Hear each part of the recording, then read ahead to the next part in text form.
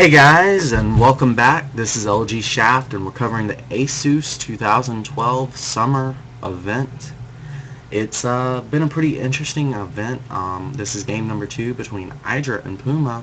So without any further ado, we're going to go ahead and launch right on into it. Here on the top right-hand side of Cloud Kingdom, we have EG's very own PuMa. He is a Terran in the red trunks. And on the bottom left-hand side, we've got the blue Zergy McFerguson. His name is Idra from Evil Geniuses. He is a player of much controversy. He's kind of known for being a bit bad-mannered, and when PuMa first joined up on Evil Geniuses, these guys were kind of considered like rivals. They're also pretty big training partners. I think for Idra, this probably had to be a very hard series to train for, because PuMa is known for his own style, and that style has recently been changing, so asking people to emulate PuMa's style or finding players that can, they're gonna have to really rely on very new information, new sources. I think Idra is more just going to rely, like he did last game, on more standard things. He did the Mutiling Baneling, and that didn't really work out too well for him last game.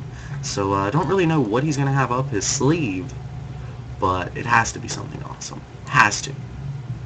Now we do see that one Rax has been made for PuMa. He's sending the second SCV out, so it's going to be a one Rax expand.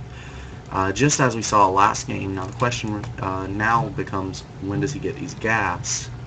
Idra, of course, with the fast expo, the hatch, there's no gas for him this game, so he may be going for that gasless 3-base style we see so often for Zergs. Now last game really came down to the 4 orbital commands PuMa got really early. They gave him an economic edge, especially there at the later stages of the game, when Idra was sacrificing his army to kill PuMa's economy. Well, that doesn't really work out so well with high volumes of mules. They can be replenished quite quickly, and once one of those goes down, you can then build 6 SCVs if needed. So Idra probably not going to be going for mutas this game, though that's not really a build order. That's more just theory crafting on my side. You don't want to redo a style that you just lost miserably with. Yeah, okay, so these queens just now popping out. We've got another queen in production, 2 more queens actually. So yeah, we've got this 4 queen. He could possibly even go up to 6 queens as defense. Queens, drones, 1 or 2 spine crawlers. Yeah, you can definitely hold your own for quite some time against pretty much anything Terran will throw at you with just the style alone. A lot of players will do a Roach Baneling timing behind this, or they sometimes favor just going head straight into a faster Broodlord.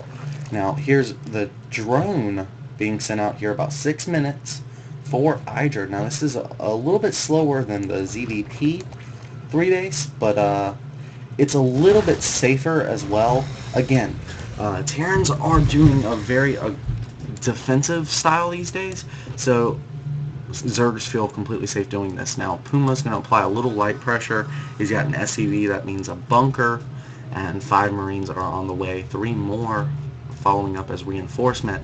And Idra doesn't have very many units on the map. He's making 16 as we speak, but they are not here just yet, and this 3rd hatch is quite exposed. Once his bunker gets up, there's not going to be a lot he can do really to defend it.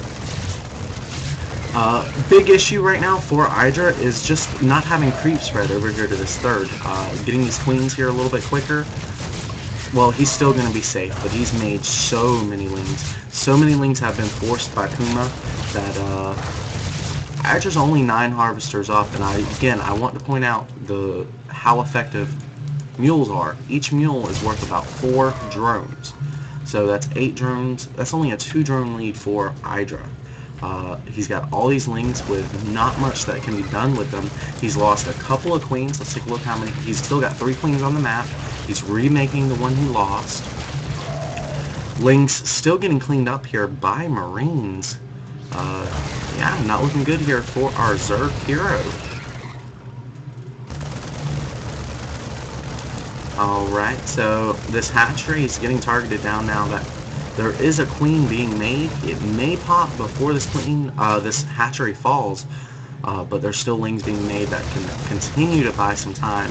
Marauder here is going to make the queens almost absolutely useless, but this extra queen will pop out, and if he times it right, yes, he's going to get the lings sent in just in time to protect that queen, and this should force most of the Terran units back, but the bunker is going to be allowed to finish. Yet it's already burning down. Idra dropping the GG. Uh-oh. PuMa is up 2-0 right now. Now, I don't have all the games in this best of... I think it was a best of 5. And I'm pretty sure they're out of order. So, I say it's 2-0, but I don't actually know what the actual score was at this point in the series. So let's just go ahead right on into the third game, because I do have one more replay from the series that was... definitely worth taking a look at. But before we do that, we need to go ahead and break up this VOD, so I am gonna turn off the stream, hit F5 on your keyboards, guys, and we will be right back.